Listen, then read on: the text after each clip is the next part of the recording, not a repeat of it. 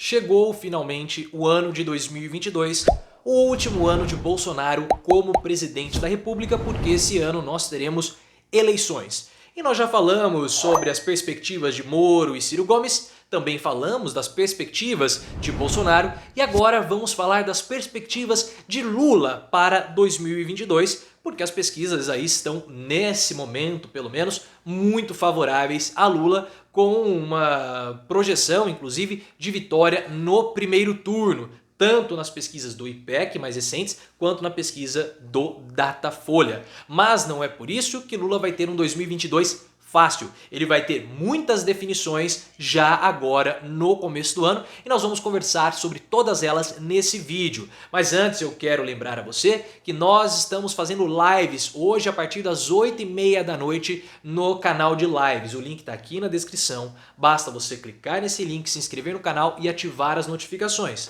Também vai aparecer no final do vídeo o meu rosto com uma bolinha. Você clica nessa foto que você vai ser redirecionado para o canal de lives e aí você vai se inscrever também para participar e ter essa nova experiência comigo aqui no YouTube. Mas qual é o grande desafio do Lula para 2022? É justamente escolher o seu vice. A chapa do Lula é uma chapa muito importante e ele sabe que ele precisa escolher bem. Lula sempre foi um político pragmático. Ele faz aquilo que é preciso para vencer uma eleição. Ele é muito pragmático com relação a esse ponto. Em 2002, Lula escolheu o José Alencar, um mineiro, para fazer um aceno ao Colégio Eleitoral de Minas, que é um vasto colégio eleitoral, um dos colégios eleitorais mais importantes do nosso país, que possui aí, podemos dizer, quase como um mantra, né, ou um dogma, como você queira chamar, que aquele que vence em Minas acaba vencendo no país. Se você pegar todas as outras eleições, aquele que saiu vitorioso em Minas venceu a eleição para presidente da República. Então o Lula, em 2002, selecionou José Alencar para ser o seu vice, um empresário para acalmar os mercados. E agora o Lula, ele está fazendo o mesmo aceno com o Geraldo Alckmin. O Geraldo Alckmin saiu do PSDB recentemente, governou o estado de São Paulo durante muitos anos, foi 3 vezes governador, já disputou 2 eleições presidenciais e o Lula faz esse aceno ao Geraldo Alckmin. Só que nós estamos tendo muitas discussões, muitas brigas, pelo menos é o que a imprensa passa, dentro do PSB, que é o possível partido do Geraldo Alckmin, que ele vai se filiar com o PT. Mas o PT, pessoal, não vai tomar nenhuma posição a respeito do Geraldo Alckmin até o mês de março, tá? Lula não vai definir o seu vice até o mês de março. Então nós vamos passar esse primeiro trimestre todinho tendo muitas especulações, falando de questões do PT querendo puxar o tapete do PSB, ou o PT revoltado com o PSB, ou o PSB revoltado com o PT.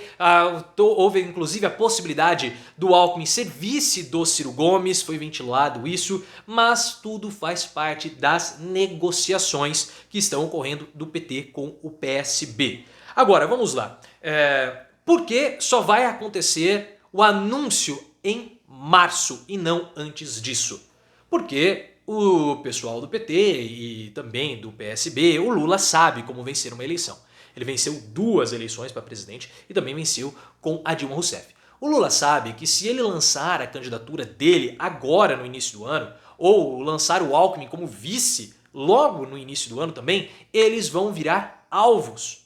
Eles vão virar alvos. E nesse momento você não pode ficar atacando sistematicamente o Lula, ou o Ciro Gomes, ou inclusive o Sérgio Moro, porque qualquer tipo de ataque, aquele que ainda não está oficialmente colocado como candidato, você acaba validando esse candidato antes da hora. Ah, mas o Bolsonaro é presidente.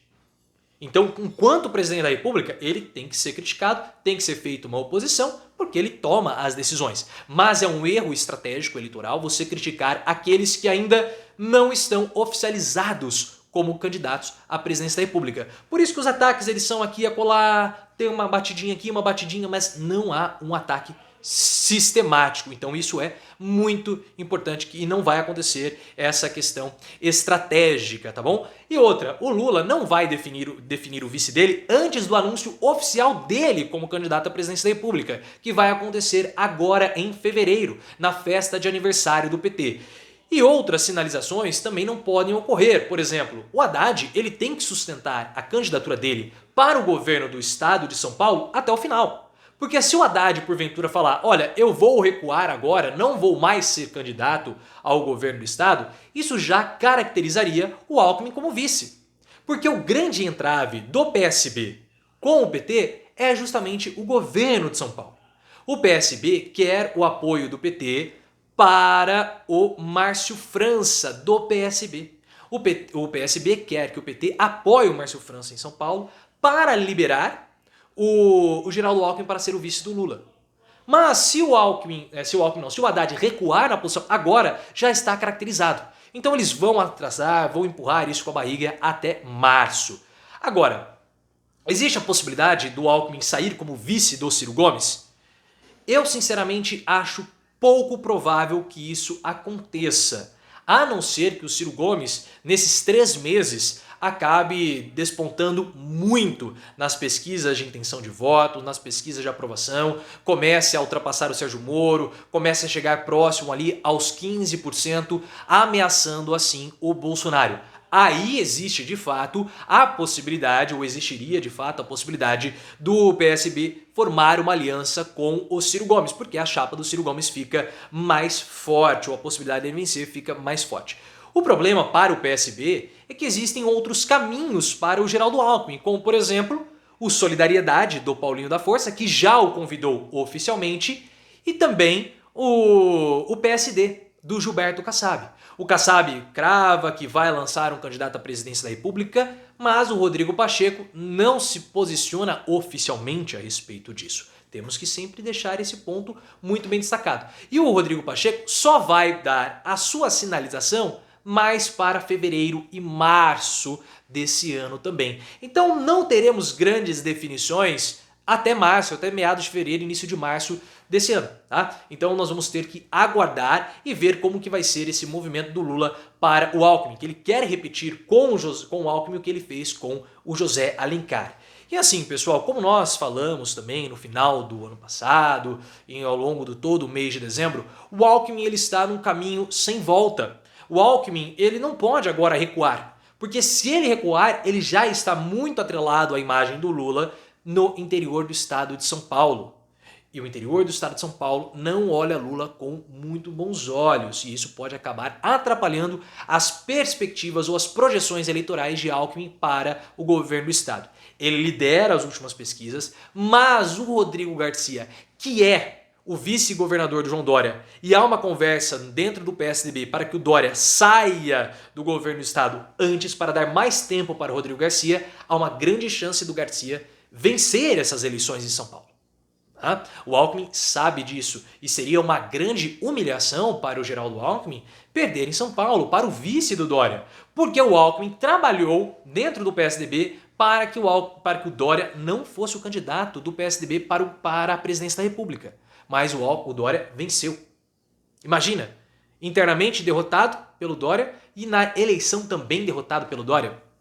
Então seria uma situação de muito desconforto para o Geraldo Alckmin. Mas esse é o grande desafio de 2022 para o Lula, a definição do vice e colocar propostas na jogada. Nesse momento o Lula não vai colocar propostas, ele não vai fazer nenhum tipo de movimento para se resguardar, para evitar qualquer tipo de ataque mais pesado, para evitar qualquer tipo de crítica. E eu espero que o Lula coloque propostas na jogada, porque nós precisamos, nessa eleição, tentar pelo menos politizar, discutir as propostas, falar, olha, essa é uma proposta de direita, essa é uma proposta de esquerda, essa é uma proposta socialista, essa é uma proposta neoliberal. É muito importante que a gente tenha esse entendimento.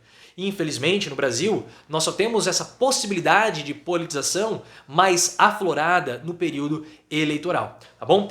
Vamos ver o que vai acontecer, mas essa chapa do Lula e do Alckmin aparentemente já tem um saldo positivo, porque o PSOL estaria insatisfeito com ela e poderia lançar candidato próprio para disputar a presidência da República. E é muito importante que os partidos tenham candidatos próprios. O PSOL tem um candidato dele, o PSDB tem um candidato dele, o Democratas, que é a União Brasil, os partidos precisam ter candidatos próprios. Isso é muito importante também para o nosso processo de politização. Mas deixa aqui nos comentários o que você acha do 2022 de Lula, quais serão os grandes desafios do pré-candidato, né? Ainda não está oficializado, mas ele vai ser pré-candidato. Se você gostou do vídeo, clique no botão de gostei. Lembre-se, hoje às 8h30 da noite, live lá no canal, o link está aqui na descrição, faremos lives todos os dias em 2021, pelo menos essa é a minha meta. Você pode me seguir no Instagram, canal Profiléu, e também no Twitter, @profileoficial.